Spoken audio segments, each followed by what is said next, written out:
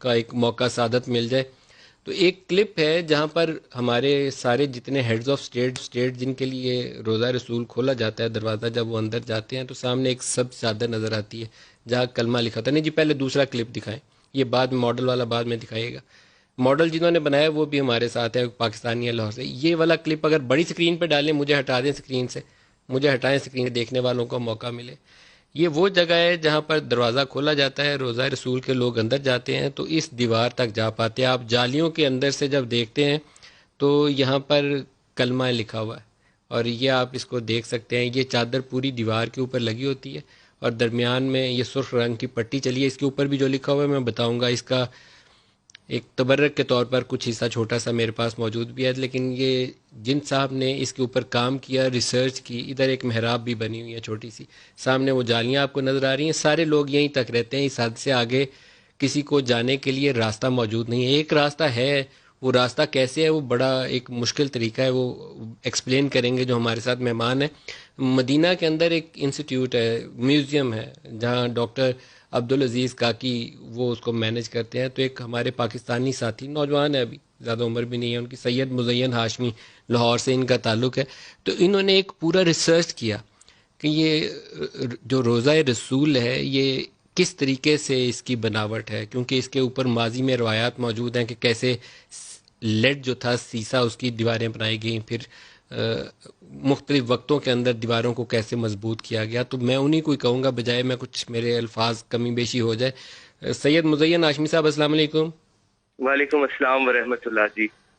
مزین بہت شکریہ آپ ہمارے ساتھ شامل ہو رہے ہیں. ایک تو میں نے ابھی صرف وہ حصہ دکھایا ہے جہاں ہمارے یہ ہیڈز آف اسٹیٹ جاتے ہیں اور وہاں جا کر ان کو یہ سعادت ہوتی ہے کہ اس دیوار کو ہاتھ لگا سکتے ہیں، چوم سکتے ہیں، یا وہاں بیٹھ کر کوئی نفل پڑھنا چاہے. تو ایک محراب بھی ہے اندر اس جگہ پہ، وہ تھوڑا سا وہیں سے سٹارٹ کر لیں. وہ محراب کی کیا حیثیت ہے، تاریخ بسم کیا ہے اللہ اس کی؟ الرحمن الرحیم. یہ بیسکلی دو حجرات ہیں جو گنبد خضرا کے نیچے آئے ہوئے ہیں، جو حجرہ حضرت عائشہ صدیقہ، اور جو پچھلا حصہ ہے یہ حجرہ حضرت فاطمہ الزہرا سلام اللہ علیہ ہے. وہ تو جو ماڈل دکھانا محراب ساتھ شروع کر دیں جی، ماڈل دکھائیں.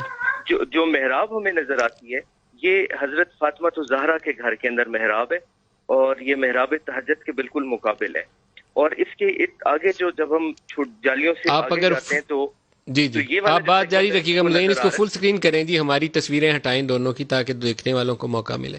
جی، یہ جو اب آپ کو نظر آ رہا ہے یہ حضرت عائشہ صدیقہ کا حجرہ مبارک ہے، اور اس کے ارد گرد دو دیواریں بنی ہوئی ہیں. ایک سلطان قطبی رحمۃ اللہ علیہ کی ہے جو 888 ہجری کے اندر بنوائی تھی، یہ مملوک سلطان تھے ایجپٹ کے. اور اس کے بعد جو دوسری دیوار ہے یہ بنی ہوئی ہے حضرت عمر بن عبدالعزیز رحمۃ اللہ علیہ نے تعمیر کروائی تھی، اور یہ بڑے بلاک سے بنی ہوئی ہے. یہ تقریباً چوڑائی جو اس کی 90 سینٹی میٹر ہے، جیسے خانہ کعبہ کی دیواریں، اور یہ بڑی مضبوط بنی ہے. اس دیواروں کے اندر جانے کا کوئی راستہ نہیں ہے، نہ کوئی کھڑکی ہے. اس کو اندر جانے کا صرف ایک طریقہ ہے کہ یہاں سے لیڈر ایک لگتی ہے جو باہر سے لگتی ہے گرین غلاف کو، اور اس سے آگے جاتے ہیں. جب آگے جاتے ہیں تو آگے قبۃ النور، جس کو گنبد نور بھی اردو میں اگر ہم ٹرانسلیٹ کریں، یا ڈوم آف لائٹ جس کو کہہ لیں، تو وہ نظر آتا ہے. یہ گنبد خضرا کے بالکل نیچے ایک اور گنبد ہے، اور اس گنبد کے اندر ایک کھڑکی ہے جیسے گنبد خضرا کے اندر کھڑکی ہے. That is the only way جس کے ذریعے آپ قبر انور شریف تک جا سکتے ہیں. جب اس گنبد مبارک کی کھڑکی کو سلائڈ کرتے ہیں تو آگے لکڑی کی چھت آتی ہے.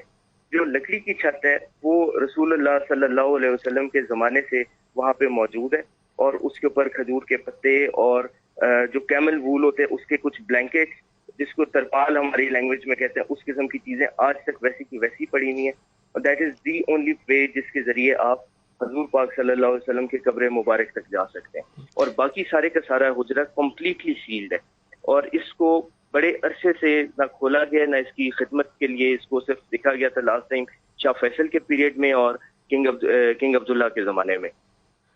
اچھا، یہ جو اس وقت لکڑی کی چھت ہمارے سامنے اسکرین کے اوپر نظر آئی ہے اینڈ کے اوپر، یہ وہ لکڑی کی چھت ہے جس کے اندر ایک چھوٹا سا روشن دان ہے. آپ بتاتے ہیں کہ اسی روشن دان سے ہی اندر آپ دیکھ سکتے ہیں، ویسے اندر کوئی جاتا نہیں ہے. یہ لکڑی کی چھت اوریجنلی اس وقت سے ہے، نبی پاک صلی اللہ علیہ وسلم کی زندگی کے وقت سے، اور آج تک ویسے ہی قائم ہے.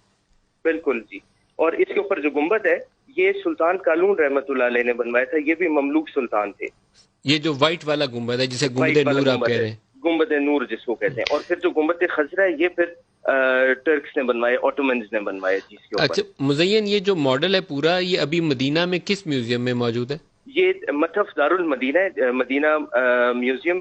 یہ ایئرپورٹ کے پاس ہے، یہاں پہ آپ جا سکتے ہیں. اور یہاں پہ ڈاکٹر عبدالعزیز کاکی ہیں، انہوں نے بہت سارے مختلف ماڈلز اور بھی بنائے ہوئے ہیں جو رسول اللہ صلی اللہ علیہ وسلم کی سیرت النبی کے حوالے سے ہیں، اور مدینہ اور مکہ کی ساری تاریخ کے سارے ماڈلز ڈیٹیل کے ساتھ پڑے ہوئے ہیں وہاں پہ. تو آپ نے اس پہ ریسرچ کیسے کی؟ کیونکہ یہ ایسی چیزیں ہیں جو عام لوگوں تک انفارمیشن پورے نہیں ہوتے. ہم تو سمجھتے تھے کہ شاید وہ جو سامنے دیوار نظر آتی ہے جہاں پر وہ سب زیادہ نظر آتی ہے کہ اس کے پیچھے روزہ مبارک ہے، لیکن اب یہ آپ کا ماڈل دیکھیں تو پتہ چلتا ہے کہ نہیں، اس سے زیادہ چیزیں. جی ندیم بھائی، میرے پاس ایک پکچر آئی جس کے بیچ میں قبر مبارک تھی اور اس کے اوپر امامہ شریف بندہ ہوا تھا.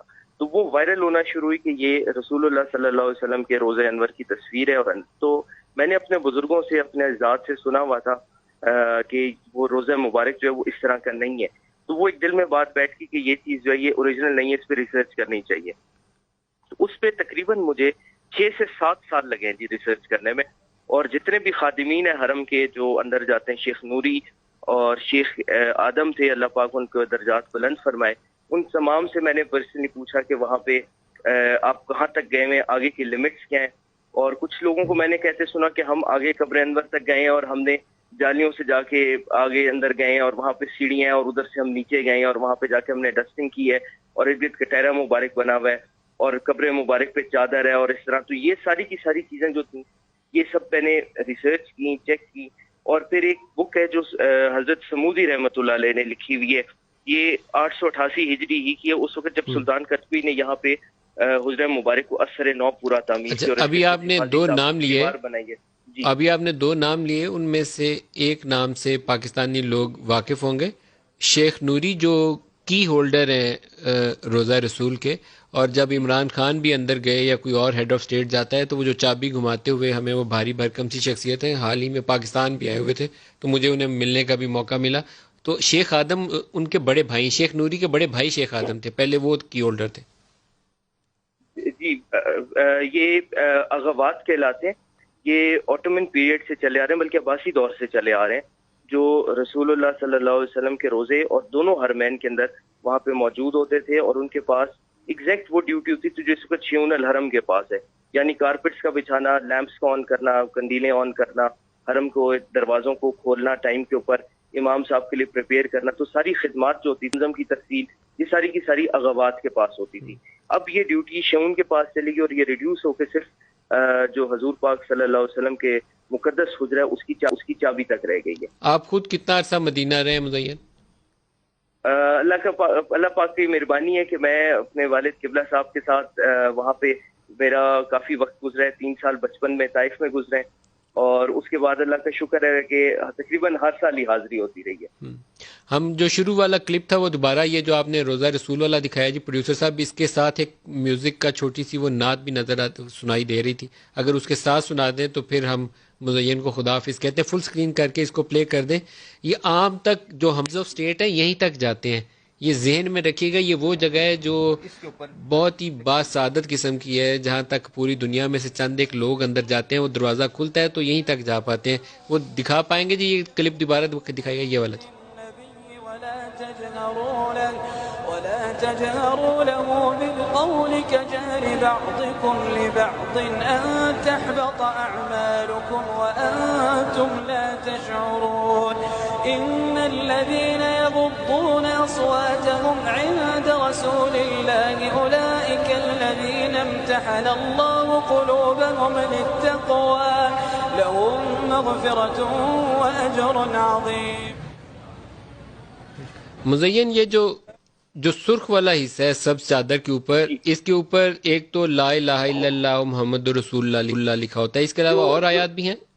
ندیم بھائی، جو حضور پاک صلی اللہ علیہ وسلم کی سرحاندی شریف ہے، جو ریاض الجنہ والی کھڑکی ہے، وہاں پہ ایک کلمہ مبارک لکھا ہوا ہے، اس پہ لا الہ الا اللہ محمد رسول اللہ لکھا ہوا ہے.